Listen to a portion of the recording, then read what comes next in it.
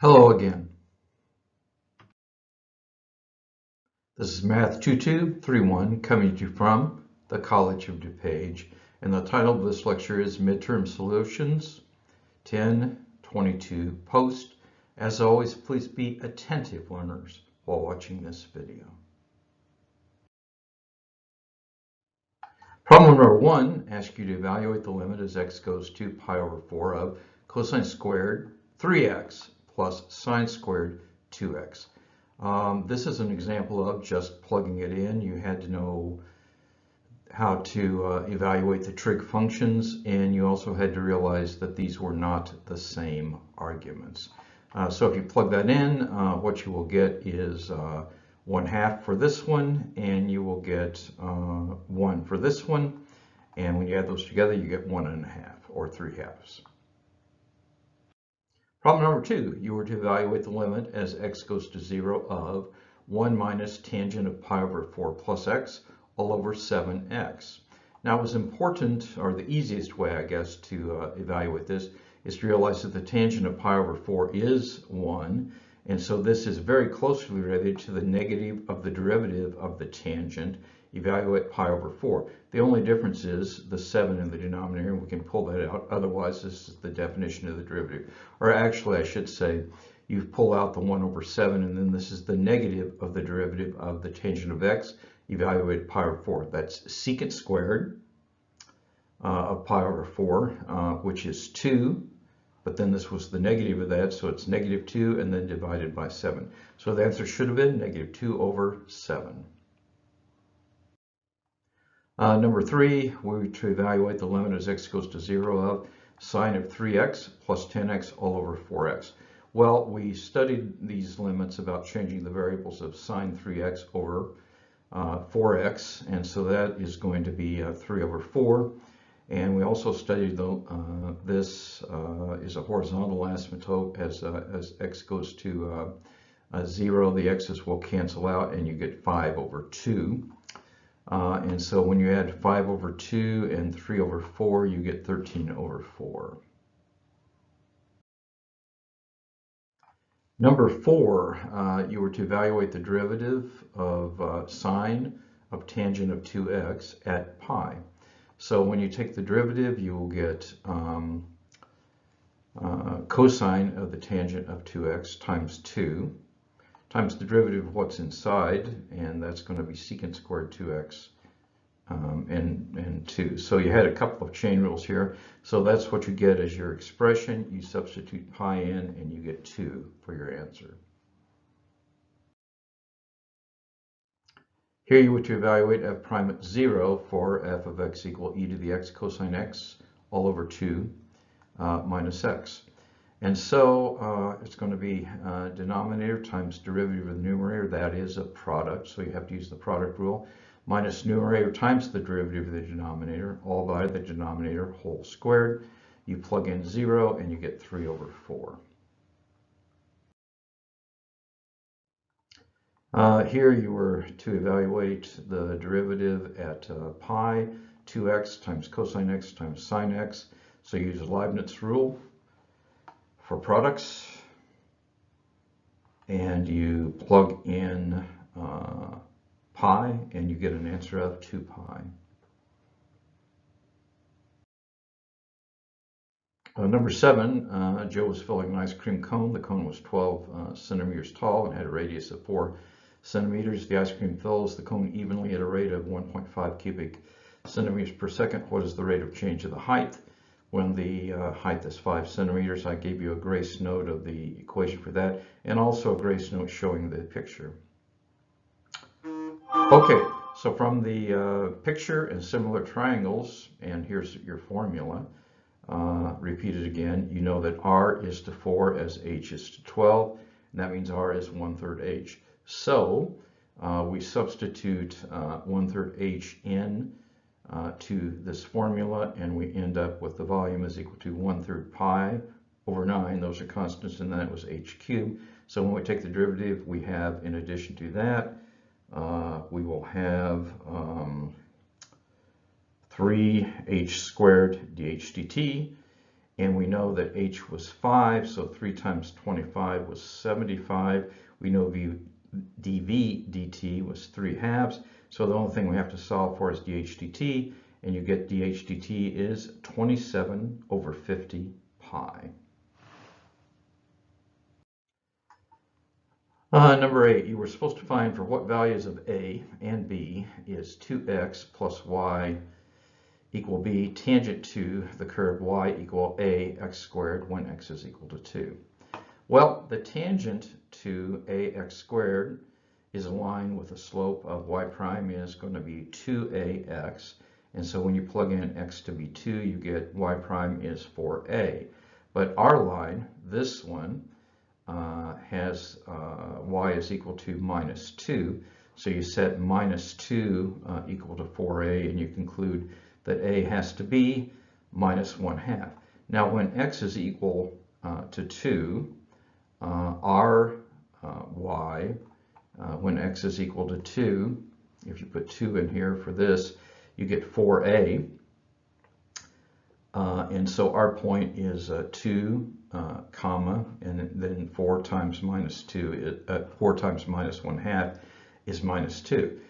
So we can solve for b, and so we know that y minus 2 is equal to minus 2 times x is 2 plus b, so you get b is 2. So the answers were a is minus 1/2 and b is 2.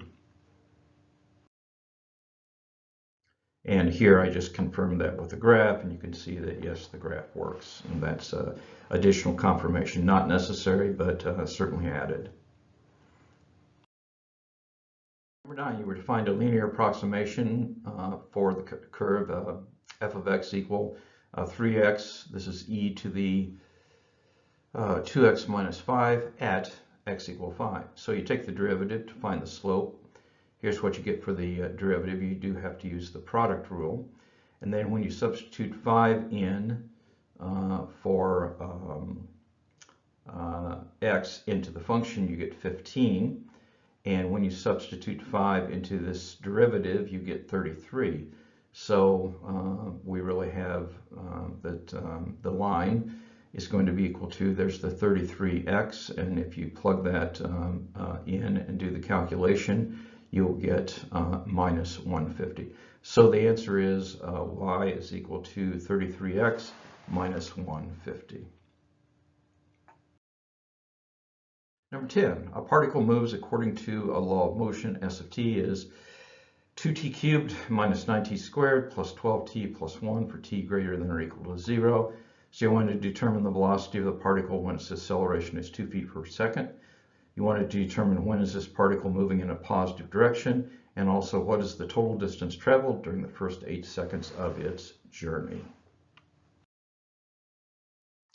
Well, here was the position. This is the velocity, the first derivative, and the acceleration is the second derivative. So when the acceleration is 2, we're saying when is 12t minus 18 equal to 2, and you solve that, and you'll find that this is 20 over 12 or 5 over 3. You can divide both those by 4.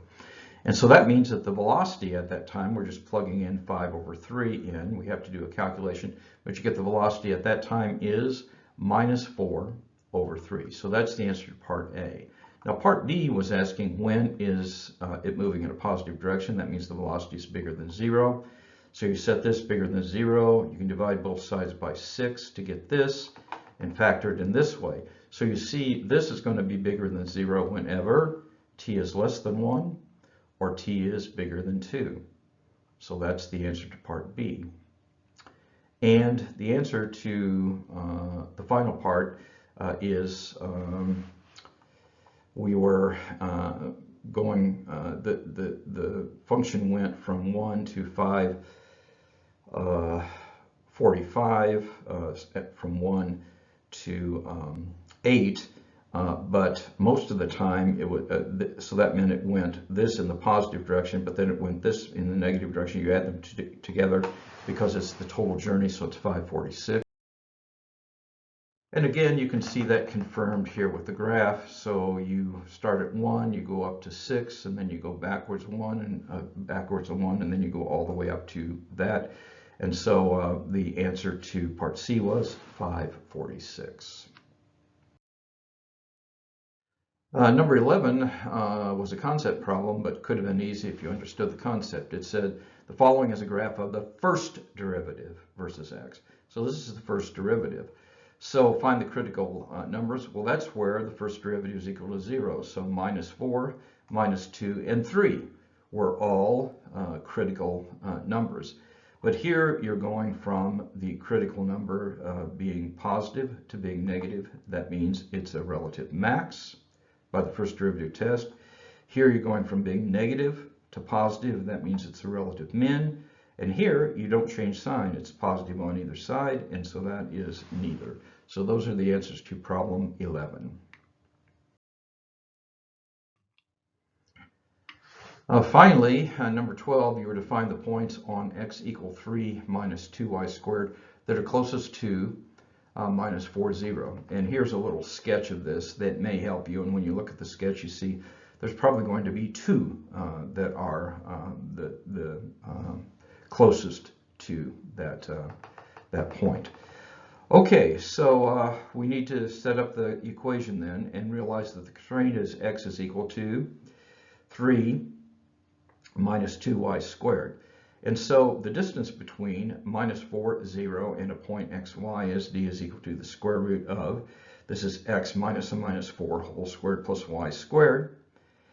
And but what we can do is we realize that minimizing this is the same as minimizing the square of that, so we can square both sides, and this is easier to do the calculus with. We don't have to mess with the square root.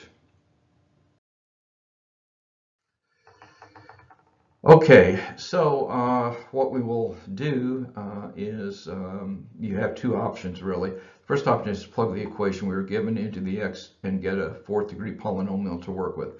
The second is to solve the equation for y squared and plug that into the distance squared and get a 2nd degree polynomial, which is easier.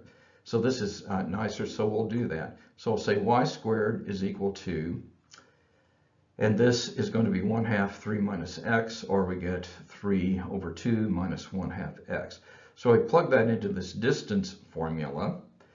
We get this for the y squared, and so you get this polynomial.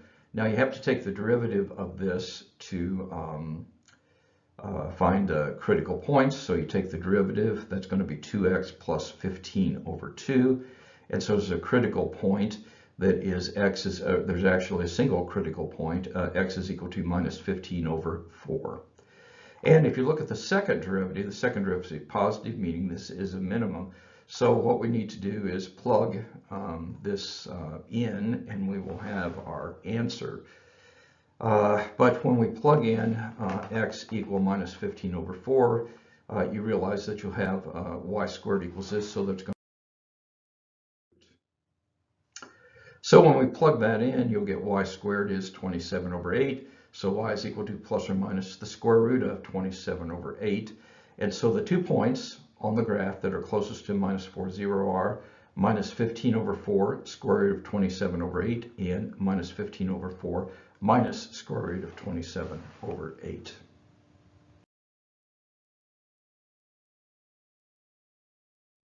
In closing, let's look ahead, and we will continue to study more math. Please take care, and God bless.